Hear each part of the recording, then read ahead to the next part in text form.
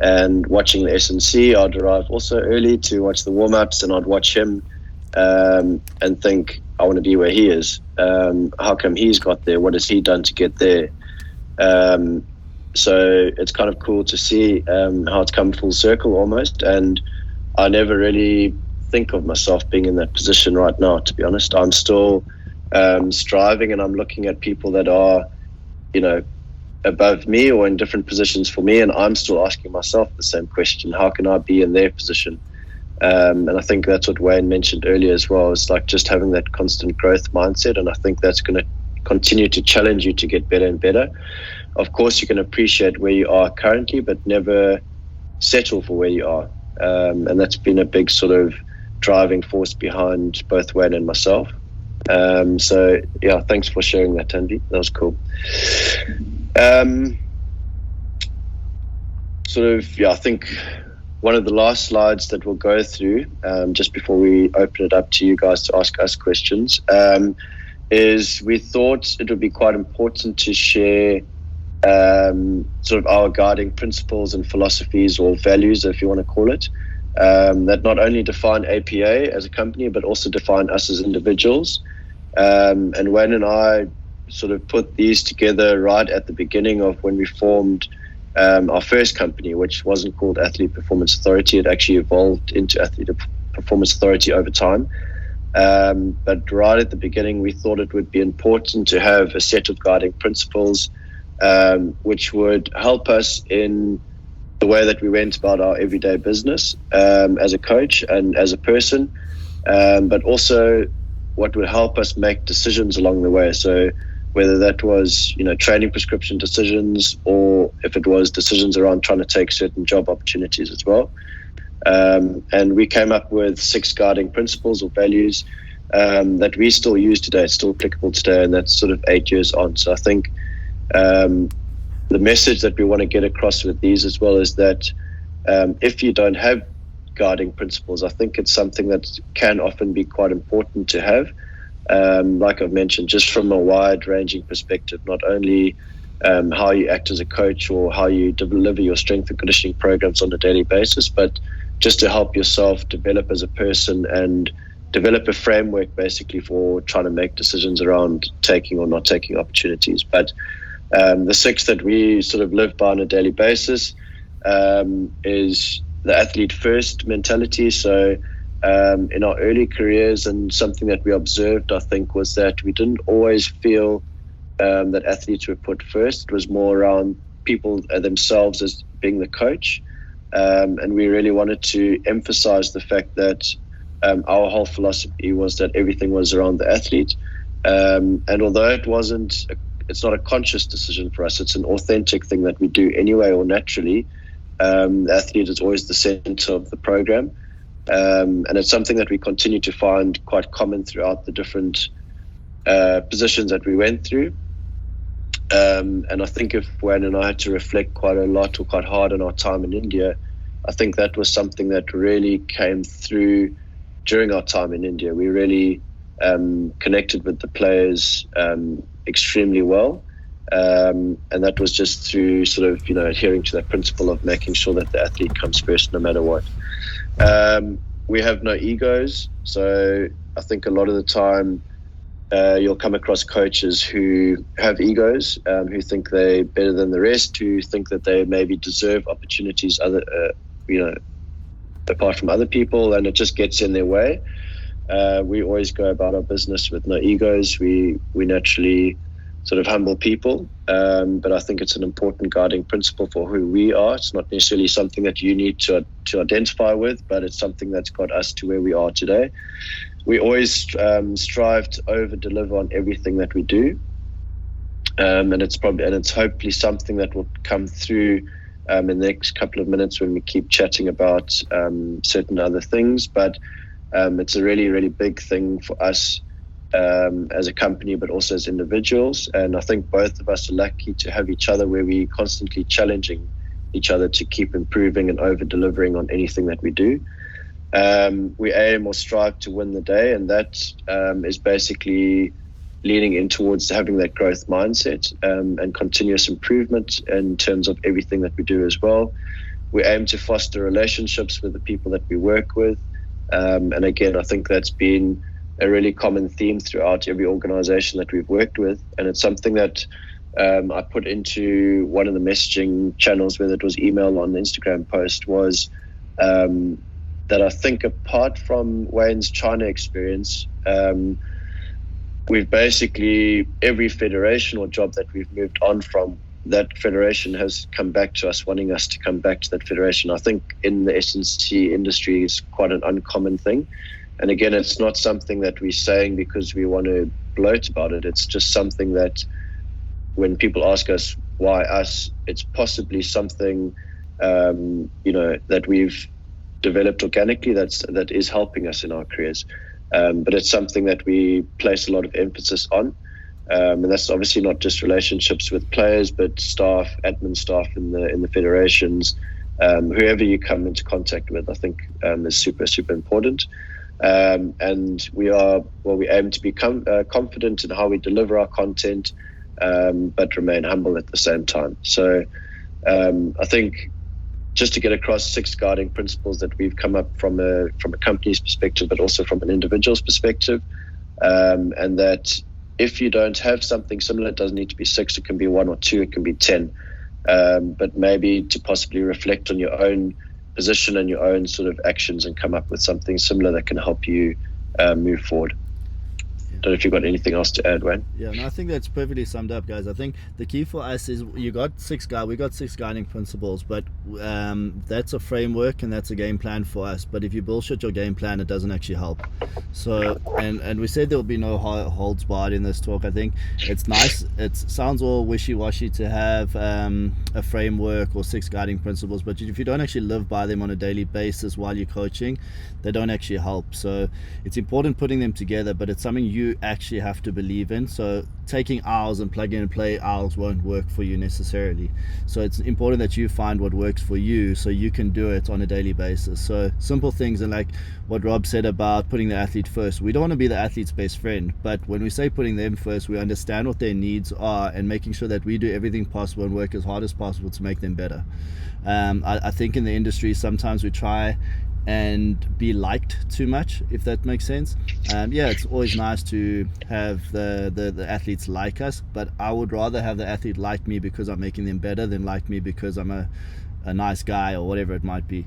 So our primary job is either to get them back on the park because they're rehabbing, or make them better and perform better from a physical perspective. So I think those are important things. So understanding the principle behind those frameworks that you put together are really important. But yeah, I think hopefully you get what we get across here is that we're pretty confident in our knowledge and where we got to, but we'd like to deliver it in a way that is from a humble background, but with what we pride ourselves, or especially myself, is the academic side of things, and I think that is really important. I think you need a really good theoretical background to be able to apply it really well. Without that theoretical background, it becomes pretty tough to apply the practical applications on a high level perspective. But yeah, so I'll let Rob take over, and then we're going to get you guys involved so we can actually answer some of your guys' questions.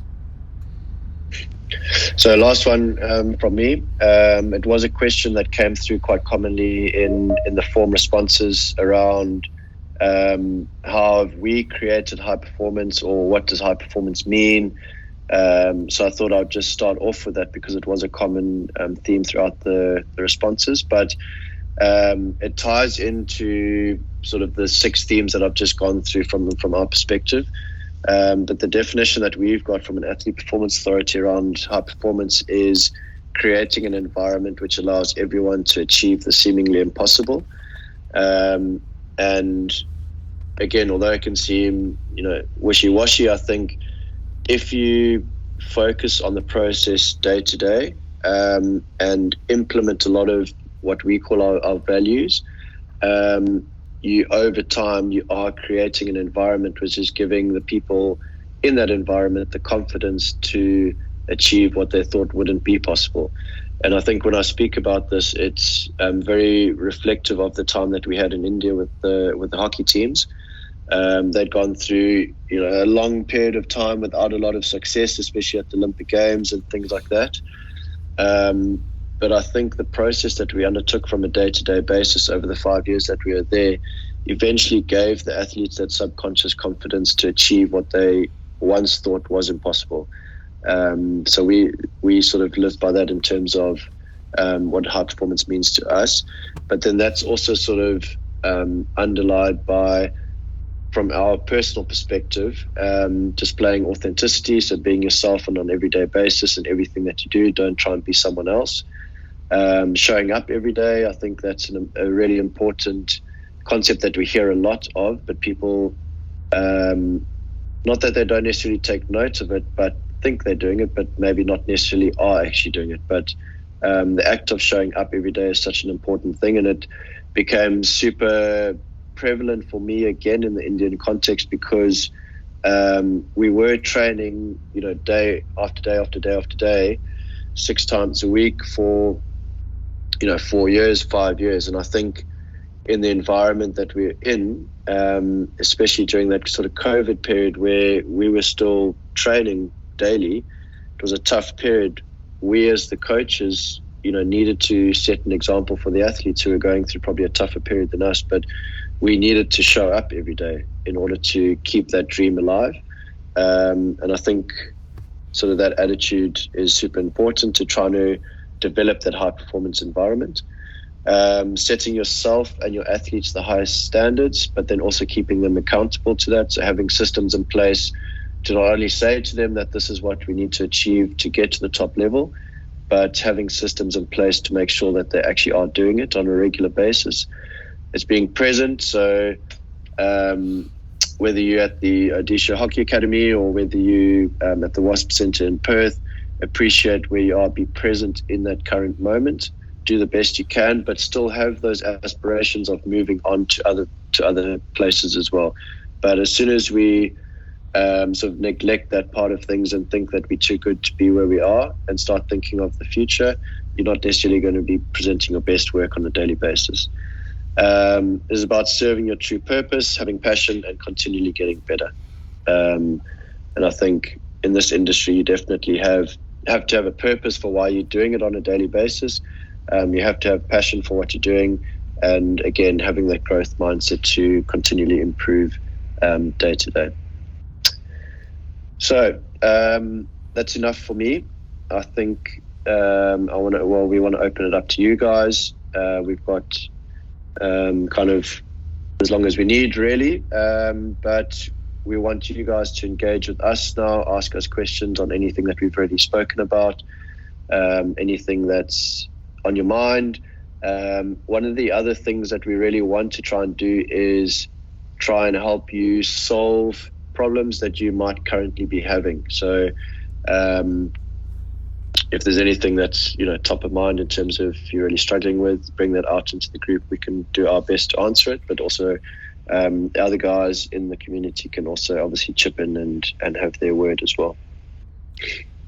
Yeah, so if you got a question or want to ask something, there we go. Vian, real quick, go for it. Hey guys, sorry, it's getting a bit late here, so I just thought I'd get it out of the way first. Just a quick question on how to approach things. So obviously you as a up and coming SNC, can't even say I'm coming again. So I'm at 50 and now 5 years of coaching.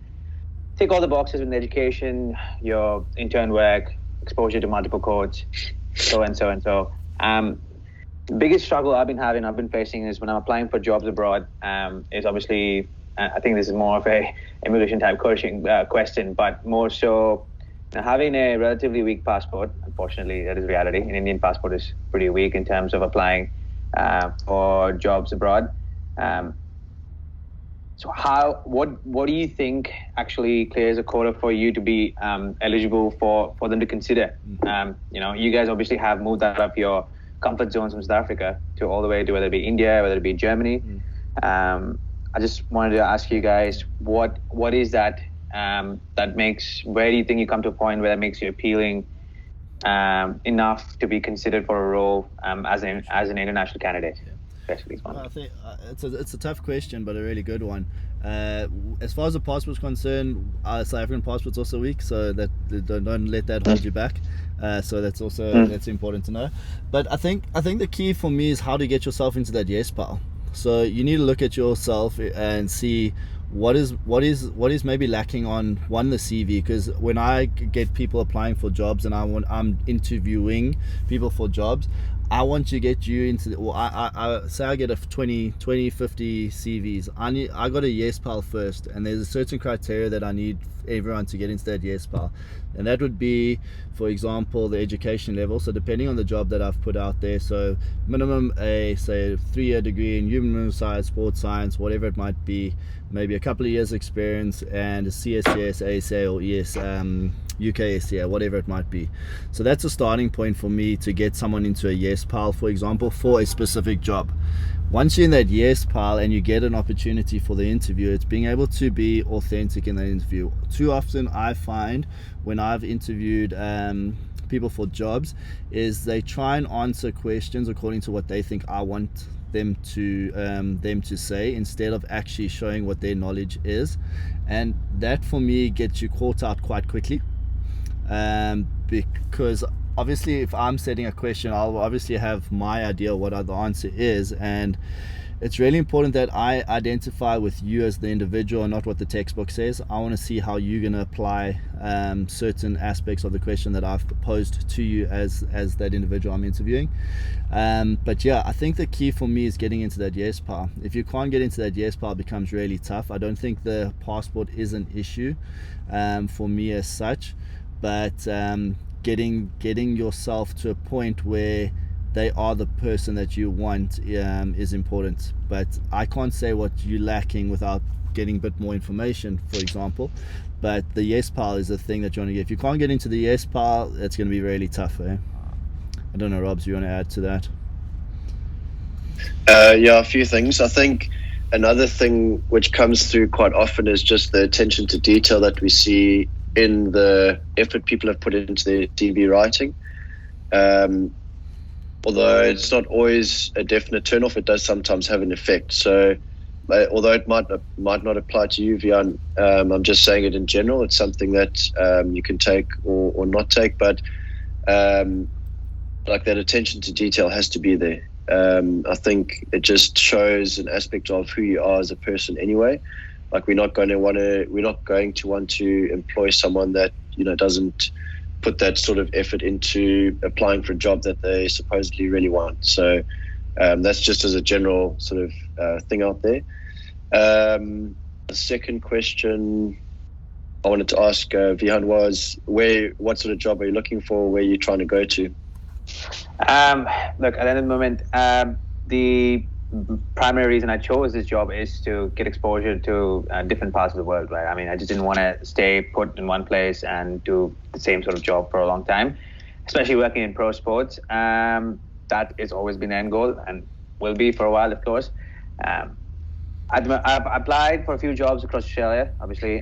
England, America is a different ballgame, as we all know. It's with their sports and with what they require over there. It's a very primarily strength-dominant country with all the sports they have. I have sort of applied for a couple, but at the end of the day, the last question is always, do you have a right to work there? And the moment you think no, you sort of just get an immediate response straight away from there. But I've had a couple of interviews across in Hong Kong and in Singapore as well. And fortunately wasn't lucky enough to move away, but it's been 7 years now in Perth, and I guess my primary goal is to move on to the next stage. I'm coming about 18 months at WASP, and it is obviously a great opportunity for me to work with multiple athletes across like multiple codes, but at the same time I do miss that team sport environment when I'm intern. So I guess basically trying to look for jobs that'll not only allow me to grow, but also suitable move in my part of my career at the moment. Yeah, sure. I think I was just thinking now, one sort of quite a nice point of feedback I got from one interview that I did a couple of years ago was the differentiating factor between me and the person that they eventually decided to take was nothing to do based on education level or necessarily experience level, but they made the decision to take the other person purely based on on how they answered a specific question during the interview. And it can come down to like literally the use of one or two words. And maybe that's not completely true, but that was the feedback they gave me, and I respect the guy that gave me the feedback. So I'd like to think it's true, but I think it's also, again, that attention to detail in terms of how you interview, but being authentic. Obviously, you don't want to lie about any experiences or what you've done. But also, I think another important part is if you're trying to apply for a certain job that's, say, for example, in basketball in the NBA, try and research as much as possible to see what type of experiences you would be in if you were in that environment. So, as we know, basketball is a very densely populated competition schedule in terms of playing like 82 games in a season, whatever it is. They travel, play on the same day type of thing. So how can you get yourself into similar situations to say that you've experienced it already? Because I think that was one important thing that came back to me from that feedback was the way the person answered the question that they accepted was that person had already gone through the experience that they were asking about, whereas the way that I answered it, although I had gone through the experience, made them feel like I was yet to actually go through the experience. So what I took from that is just make sure that when you do apply for another position, make sure that you've tried to expose yourself already to as much of what you might get yourself into before you actually get the job. And maybe that's something applicable to Gareth as well. You said you had applied for a job as well. Try and get yourself into certain environments, situations, scenarios that you might come up with when you actually do get the job. Cool. It's funny you mentioned the NBA environment. There was a job going through for a G League team, not even an NBA team, and LinkedIn actually showed the number of applicants. It was like 312 applicants straight away for one S&C position for, I think it was Maine Celtics or something. Exactly. Ridiculous competition over there, for sure. Yeah. I mean, we said the same thing. I think when we were sitting in 2015, there was a specific example. There was a South African guy who was the head of medical or head of physiotherapy for the Nets, Brooklyn Nets, and he was our example. We were like, how on earth has he got to that position, which is obviously so demanding and competitive? And we still don't know, to be honest. We're not there yet, so we can't answer it. But but I think like the interesting thing that Wayne and I were speaking about yesterday when we were sort of going through this is that you might have an objective of trying to get to the NBA, but you're never going to go directly from where you currently are to the NBA unless some freak, things happen. But like if you look at our journeys, Wayne's gone to China, to India in different situations, back to South Africa.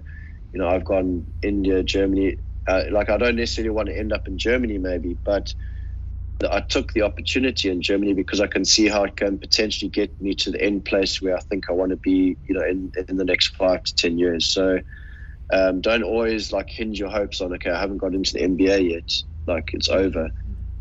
See what you can maybe potentially get that's going to help you get to the NBA. Yeah, just before I go to you guys, sure. I'll just add to that. I think something else Robs and I chatted about yesterday before this call is that I think it's a wrong question to ask how someone is in that position. It's a nice thing theoretically. It sounds good to ask, but I think what we in the end did is reflect on what are we lacking compared to that person that is in that position. How do we better ourselves today to make sure that in a year's time, 2 years' time, whatever it is, that we actually got a chance of getting that position. Because everyone's journey is going to be different. And if you don't actually introspect and see what is it that I need to do better to make myself employable at that position, it becomes quite tough to get those positions. So I think asking yourself the right question and working on those aspects is important as well. Sorry, Gareth, you want to have a go? Thanks, guys. No worries. Yeah, cool. So my question is more about furthering studies or furthering education, more specifically in South Africa. So sorry, this doesn't apply to anyone else, but I don't know if it will. And it seems to me, so I'm looking at doing a master's, or it's been implied that maybe a master's is the way to go. But my thought process is that masters, and especially here, is more of a research based. And doing a bit of research and looking elsewhere overseas, a lot of it is a little bit more practical based, especially in the strength and conditioning field, which is sort of the direction that I'm leaning towards. So I don't know if you would weigh in on that and say, yeah, maybe research is still fine and way to go, but also the other end of the stick is the South African rand being what it is as well, is to do an online overseas masters, just like almost impossible financially. So just your thoughts on that, and maybe just something like weighing it up with NSCA, CSCS, which I have done, but something along the lines of something else like that, shorter courses. What's your view, if there are any that you could recommend maybe? Yeah, for sure. What is your background at the moment, guys? Educational background?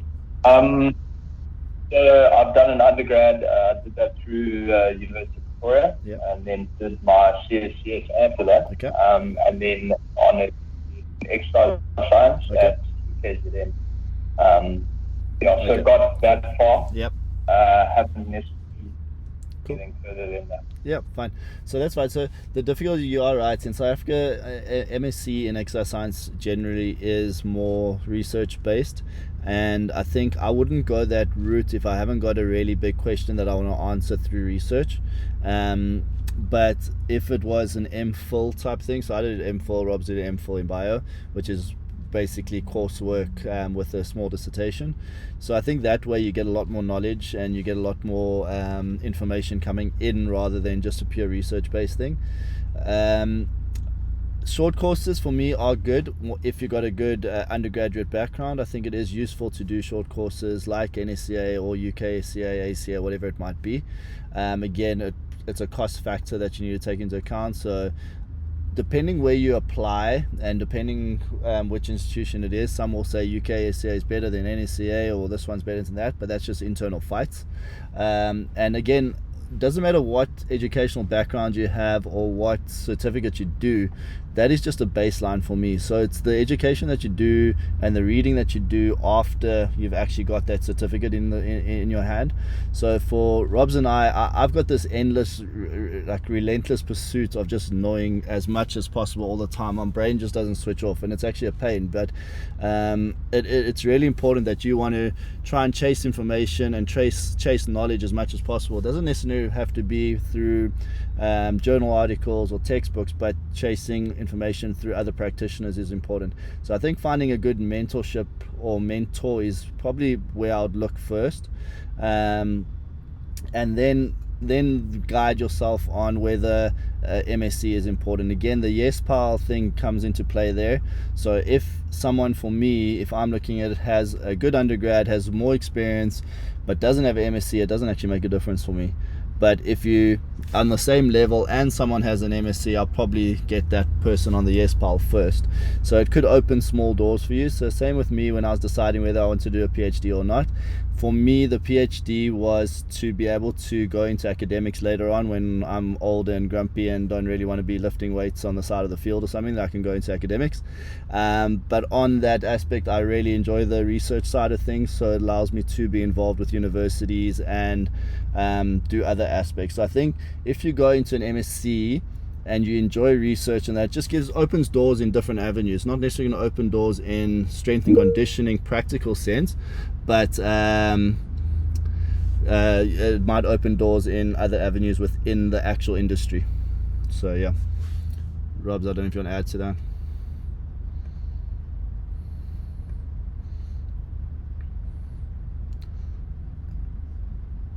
You're on mute, Robs. Yeah, sorry. No, all good. I think that covered most of it. Cool. Chance, I saw you had your hand up, then took it down. Do you have a question?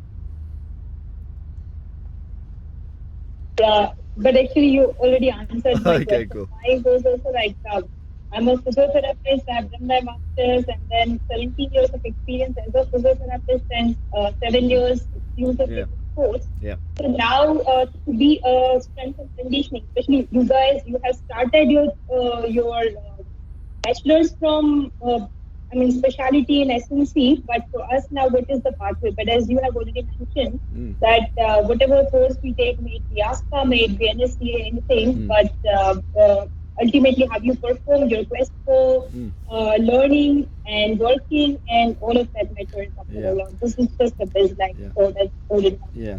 And I think as a physiotherapist, I think doing a NSCA, ACA, or UKCA, whatever it might be, is a useful thing to do because it gives you a nice basic theoretical background on SNC.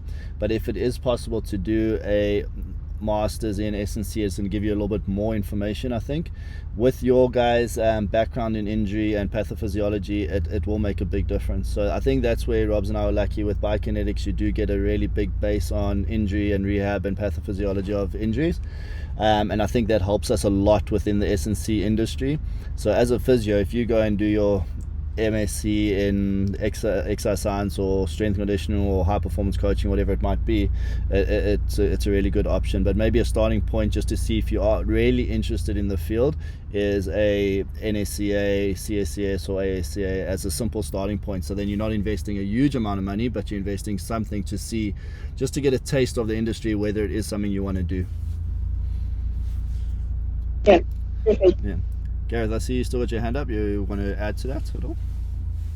No, you good? Cool. All right.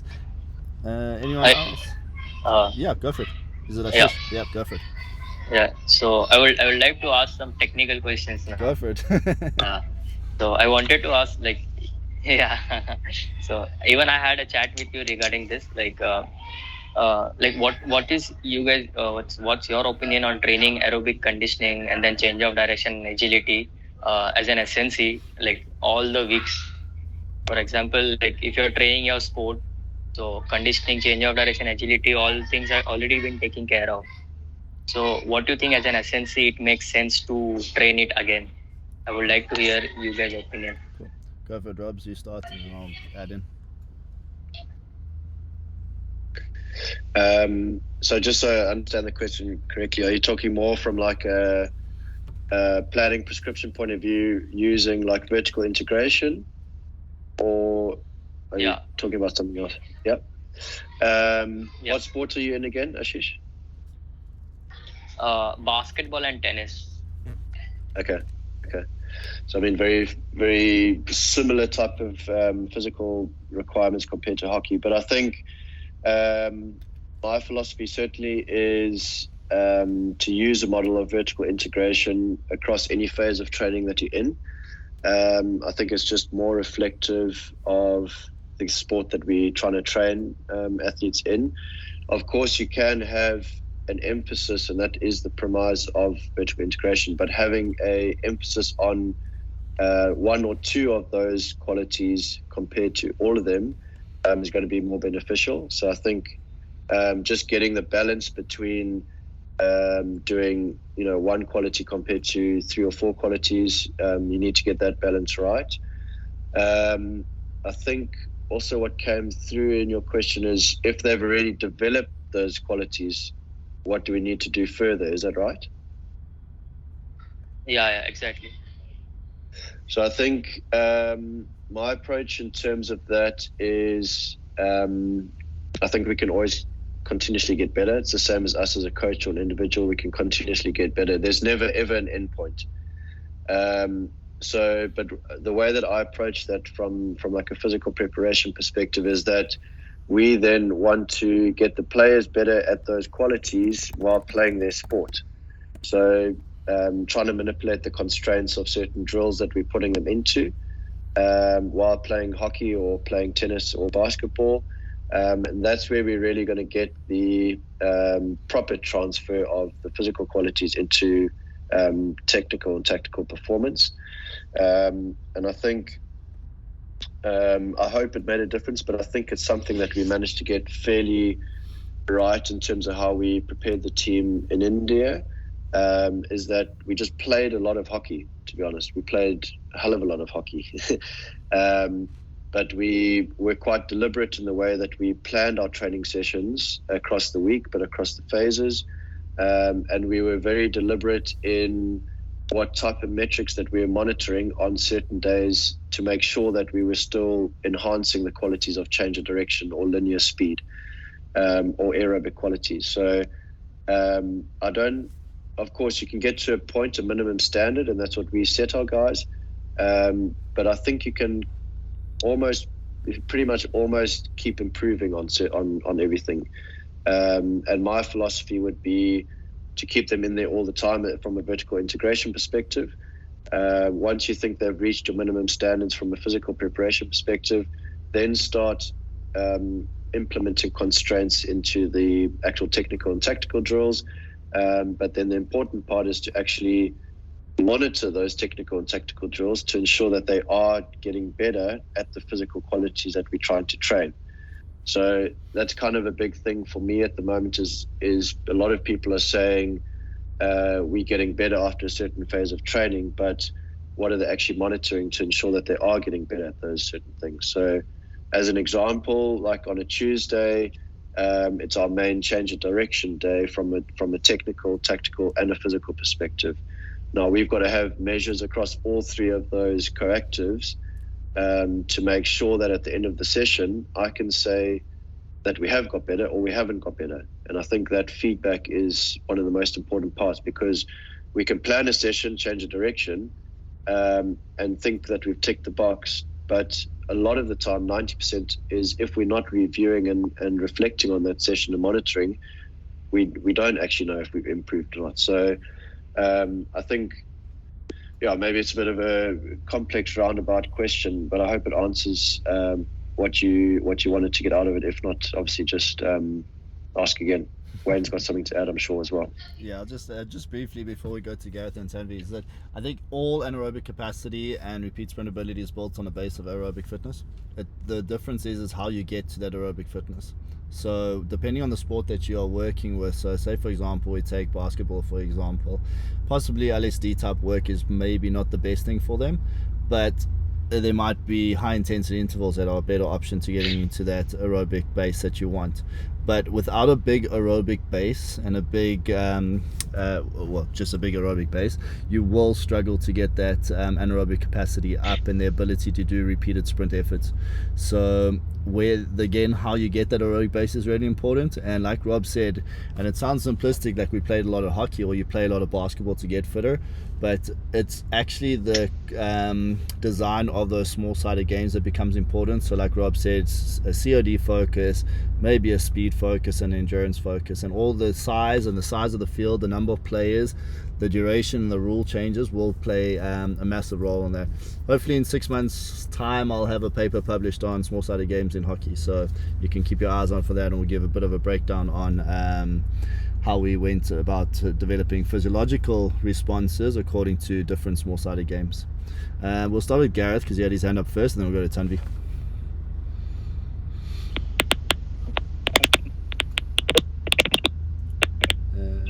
Sorry guys, we can't really hear you. Not yet. It's just clicky sounds that's going.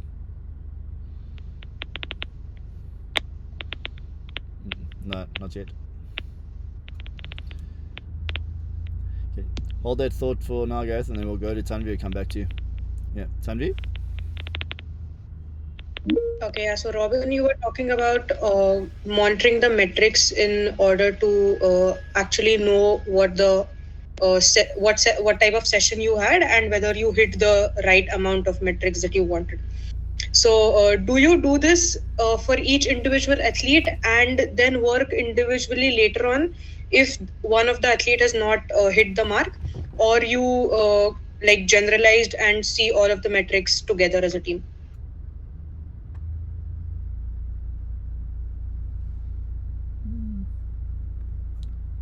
Rob's, you still there? I think you're frozen. I think Robin's frozen. Let's see when he comes back. So I'll just jump in there if you don't mind. So it'll be a combination of both. So you look at individual outputs as well as positional specific outputs. So whether it's defenders, midfielders, forwards, whatever it might be. So we'll set specific parameters for a change direction session, a speed session or endurance session that athletes need to hit according to their position. If they haven't hit those parameters at the end of the session, we'll probably do top-ups for them to make sure they hit that. So as an example, in a speed session, what we would generally do is set a high-speed running mark for them, or threshold that they need to hit for that session. And again, that's also progression over time. So if we say, okay, we know in a hockey game the top forwards for female forwards are hitting 1,200 or high-speed meters, which is about 4.5 meters per second, for example. Maybe men is also around about 1,000, 1,500, about 5.5 meters per second, for example. If they're not hitting those marks, we have to top them up at some point within our plan. And then with change of direction, maybe look at high speed, repeated high speed efforts. We might look at acceleration density, various things. And according to those things, we'll always top them up a little bit. I think Rob's is back, so he can maybe jump on as well and give you some more insight on what he does. Sure. And I would like to add one more question to this. How do you set the thresholds? Okay, cool. How do you know whatever attackers need to hit this target? Sure. Go for it, Robs. I completely missed the question, so I'm not too sure what was asked. But yeah. So with regards to thresholds, it depends on the type of sport you're working with. So I think it's important so we always look at something called reverse engineering. So you want to start with the end in mind and understanding what the physiological requirements are of that sport for that athlete, depending on the level that they're playing. So for example, for international hockey, we know that they need to be able to cover X amount of distance. X amount needs to be at this speed this speed. This is meaning how many sprints they do. This is how many times they need to run above 85% of their individual max velocities. We're lucky enough in the environment that we're working at that we have got GPS that we can monitor athletes really closely, which makes it a lot easier. But there are predictive measures that you can use to try and see. So if you're playing 3v3 for 3 minutes on say 30 by 30 type field, you can start predicting the distances and the high speed running that they're going to do according to the literature that's out there. So you won't get the exact individual outputs, but you will get an idea of what they are exposed to. So the thresholds are set according to what our findings are for one in that specific team, but more according to international standards, according to the literature that's out there at that time. Go for it, Robs. I don't know if you want to add to that. Right, great, thanks. So basically, I had the privilege of working with the GPS, and with all of so many metrics, it sometimes got overwhelmed to actually look at which metric and what and all of those. But yeah, it helped. Thank you. Just to help you there quickly, so one of the biggest predictors of match outputs would be high speed running and meters per minute. Those are if you want to really simplify it, that would be the ones that I'd look at. So meters per minute seems to be the biggest predictor of, has the best relationship between off-field aerobic fitness and on-field performance. You can, if you want, just message us. I've written a paper on that. Sorry, I missed you. So if you like, I have written a paper on that shows that. So you can just message us and I can send you that paper. Great, thanks. I will.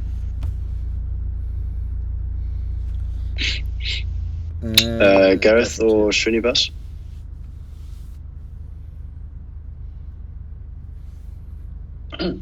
Yeah, I will go. Am I audible now? Yep, you're good. Yes. I changed my earphone. Yeah.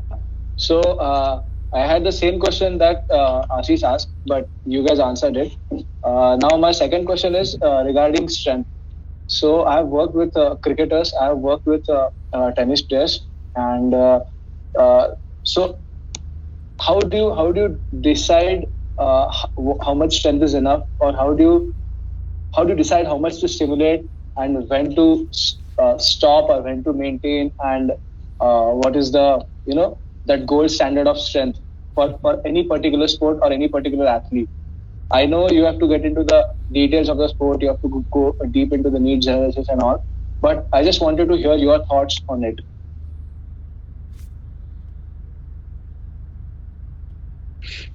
I think it's always a debate. I mean, you see it around a lot, like how strong is strong enough. But I think certainly for me, it's obviously looking at a set of guiding principles, which is often going to come from your research papers around what is advised to be strong enough. And I think we all know what those standards are, sort of, 2 to 2.5 times body weight for lower body, 1.5 times upper body for bench press.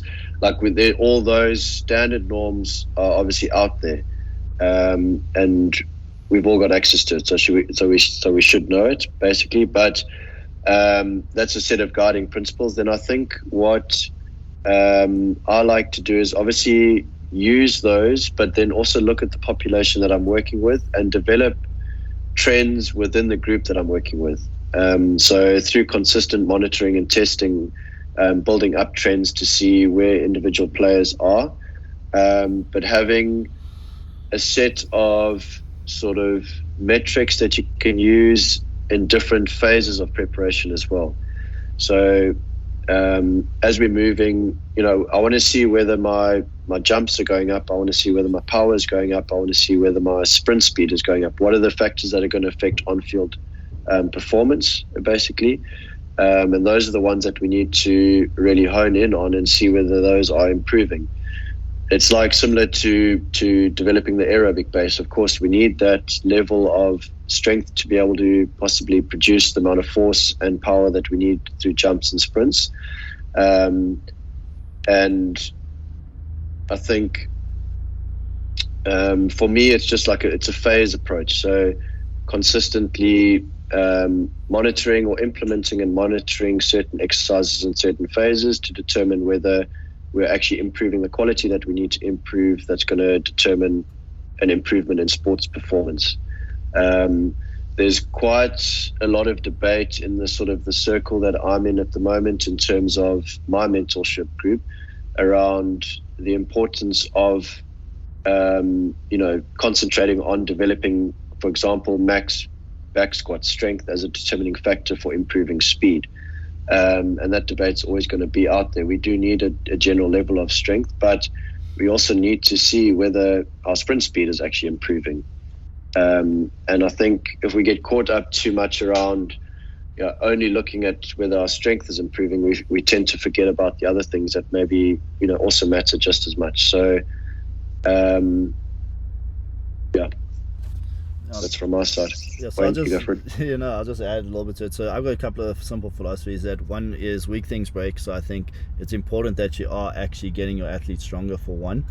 But how we're looking at that strength is important. So if body to strength ratios are improving and body to power ratios are improving, then I'm happy where we on the path that we are going. So I think looking at absolute values are not always helpful, but looking at body to strength ratio or body to power ratio is really important.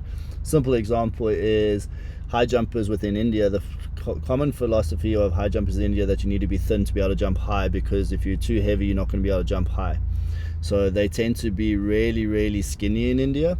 Whereas if you look at high jumpers overseas, and there's a specific high jumper that I work with that is Indian, and since he's gone to America, he's learned that if strength to body weight ratio is improving, strength to power ratio is improving, as well as body weight to power ratio is improving, he's always going to jump higher. He's actually like 15 kilos heavier than he was ever in India, and jumping higher and jumping more consistently than he ever did. So I think that's important to consider, is that the ratio has become more of an important aspect for me than the absolute value. And also it's how it's trained, so how much force can be produced in a certain amount of time. So for example, in high jump, if you have to produce maximum amount of force in 100 milliseconds, what is the weight that they can lift in that 100 milliseconds? If that's keep going up, then we actually are doing a specific job. So there's always thresholds like 300 milliseconds, 200 milliseconds, but you actually need to look at the actual event that person's taking part in, and then base your power to strength ratios according to that output that they are required, because every sport is different. So really important that you're looking at that.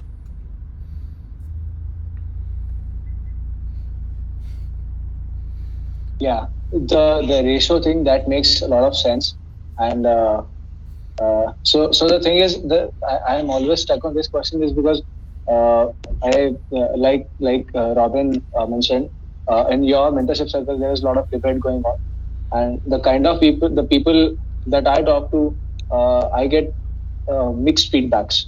So lately I've been listening to Chris Corfist and Cal Deeds and those guys. So I've been listening to their podcasts and I've been reading some books, and so it just got me a little confused because those guys, they're sort of, I mean, it is working for them. That's what they're saying, but those guys are sort of I won't say anti-strength, but they don't promote strength that much, and I at least I got a feeling like that from them. And they have a lot of different stuff that they do, and it just confuses me sometimes whether am I doing the right thing or am I going in the right direction or not? Because you see people doing very different stuff. Everyone's doing their own thing, and that sort of confuses me. I think it's also sport specific. So if a cricketer can I think if a cricketer can squat 300, it doesn't make a difference. He can still hit the ball whether he's squatting 300 or he's squatting 100. So I think it is sport specific as well. So just make sure the content and the context are taken into account when you're thinking of these things as well. Okay, Srinivas. Yes. Makes a lot of sense. Cool. Awesome. Gareth, maybe we can hear you.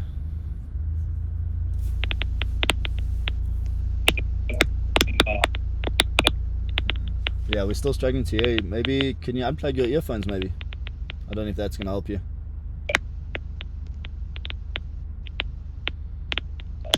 Or if you want, type it in the chat box and we can try to answer from there.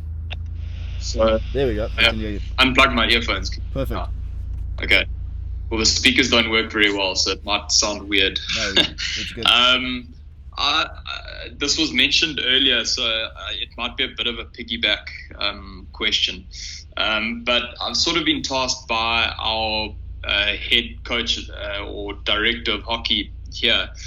We've recently got some GPS devices, which has been really awesome. And so I've got about 11 games worth of data and all of that. And basically what he wants to find out from me is what are the demands of hockey? We want to quantify the demands of hockey and then go back on that to try and adjust training accordingly, with the small-sided games, with managing their load throughout the week, etc. And trying to get the balance of tactical, technical, and then the physical. And so my question was, I've got a bunch of metrics that I've bounced some ideas off some people, but if from both of your guys having worked in hockey, do you have any that you would say are the gold standard? You mentioned high-speed running and meters per minute or the work rate. Is there anything different that you might suggest? And also, is there maybe position specific from, say, strikers, midfielders, defenders? Rob, do you want me to go or you want to jump in there? Go for it. Yeah, you go. Okay, cool. So I wouldn't say position specific, not necessarily. I think defenders defenders definitely do a lot more change direction and short distances. Something I looked at for defenders, depending on the units that you use, is IMU data or IMA data, depending on the units. So generally IMA data per minute is also a good one to look at for defenders, but I wouldn't say that is my be all and end all of everything. Meters per minute, total distance from a volume perspective. So GPS data should be divided into different aspects. So workload is one aspect I'll look at. So that would be, say, for example, total distance, total high speed running, total sprint distance, sprint effort, so on and so forth. So you're getting a good mechanical or external load understanding, and then you're looking at your work rate data as meters per minute, sprints per minute, sprint distance per minute, whatever it might be. From those, then you're going to look at trying to establish, okay, what is my main aim for the week? I don't know how many sessions you guys have, but say, for example, you say, okay, we need a good change direction day, we need a good speed day, which is generally what you'd look at because the endurance stuff comes from 11v11 anyways. and then looking at what are the type of small-sided games that are going to elicit the responses that we want within that session. And then what Robs and I generally do is look at Z scores, and we look at the average of match data versus that session, and trying to see, are we actually superseding the match demands compared to our training demands. And if we're starting to tick those boxes, then it's good. School hockey is obviously a little bit different, because I assume you play maybe once a week or twice a week, and then sometimes a little bit of competitions. Whereas how we work is international hockey, you generally got 8 games, 14 days is the normal, more or less 2 weeks of competition. So what we did is we quantified what is the total demand within that time frame for our athletes. Then we work backwards from there to say, okay, what do we need to achieve, and how do we get to the point where we have actually established that resilience from the workload perspective for our athletes, and maybe we start 2 or 3 standard deviations away from that specific demand that we require, and work our way up, deload, load, and so on and so forth. So I think that becomes important to understand the demands of not only the individual game, but the repeated bout effect of that sport, and how many games you're playing in a row, or how many games that you're playing in a week or in a season. So if you can make the athletes more resilient by exposing them to those demands more regularly, I think that's better. It's easy to make someone fit for one game, but can they be fit for a whole season? That would be my key. Can you keep your best 16 or 18 players on the park as much as possible? Then the other aspect to it is, with rolling substitutions, using a rolling substitutions well in hockey will change the game for you guys as well.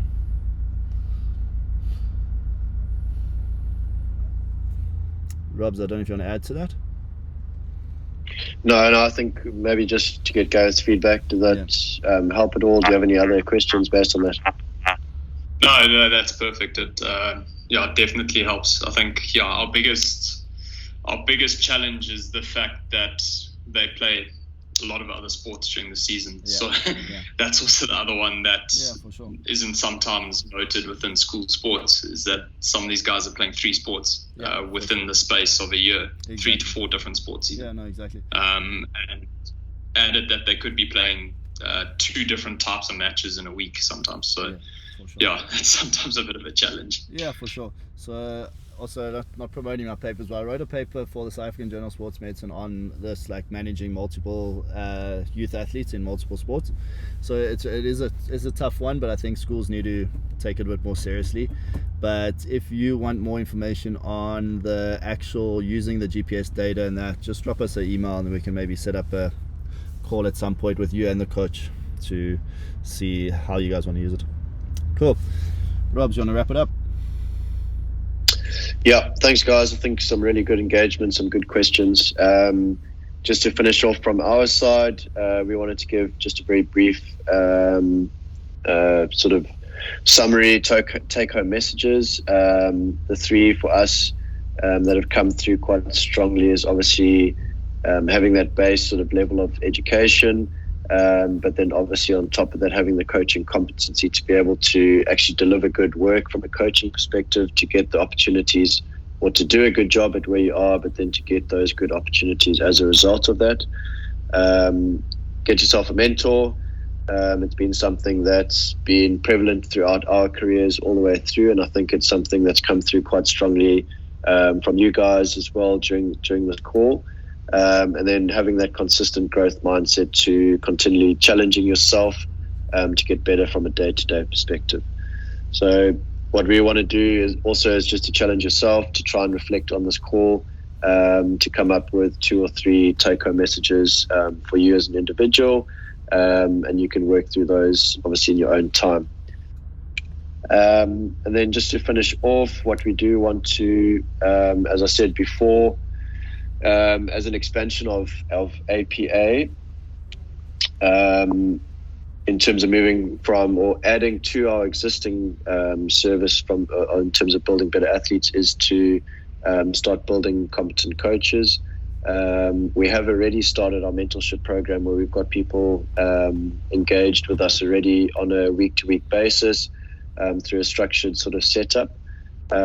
Is that we are offering a form of mentorship program, and that can be tailored to the individual to a certain extent. But what we do want to try and do is run it in a small group format as well, over a 5-week period, where every week there's a certain topic that's going to be released, and those topics are generally around the main themes that we think are important in our industry, from a programming prescription and S&C prescription, but also from a holistic perspective as well.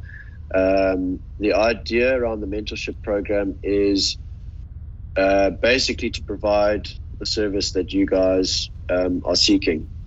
So a lot of it is actually driven by you, and we're there to assist, help, contribute, and help try and solve the problems that you guys currently have. So if anyone is interested, we'll obviously follow up with an email after this as well. But reach out to us through any of our social media channels. We can obviously provide a little bit more information on that as well. And like I said right in the beginning, for us, it's all about sort of building the relationships and starting something that lasts a bit longer than 90 minutes or 2 hours. So we'd really love to keep engaging with you guys in any form. We're always available through social media or email. So if you've ever got something, just always feel free to get in touch with us. And I think lastly from me, before Wayne finishes off, is I think it's been a good 2 hours or so. It's gone a bit longer than what we were expecting, which is always a good sign, I think. And thanks so much for all your guys' engagement and listening. And hopefully you've managed to take something away from it, whether it's one thing or two things or three things. If we can just affect even one person with one piece of information or help, then we've achieved our objective. So thanks very much, guys. And we obviously look forward to engaging with you again on a more regular basis quite soon. Awesome. Thanks, Robs, and thank you all. I don't think I've ever sat in a car for 2 hours and never gone anyway, so it's been a good discussion. But like Rob said, if you want to reach out to us, please do. And yeah, we really appreciate you guys jumping on. I have recorded it, so I will do a WeChat or WeTransfer link at some point and then send it through for if you want to look back at some of the information. And yep, so we are always available on social media. Sometimes it takes a bit long to get back because we are quite busy, but yeah, please reach out and yeah, let us know if there's anything else, and hopefully you got something out of today. Even if it's one small little nugget, then it's good. But yeah, take care of yourselves and hopefully we'll be in touch soon. Thanks everybody. Thank you guys.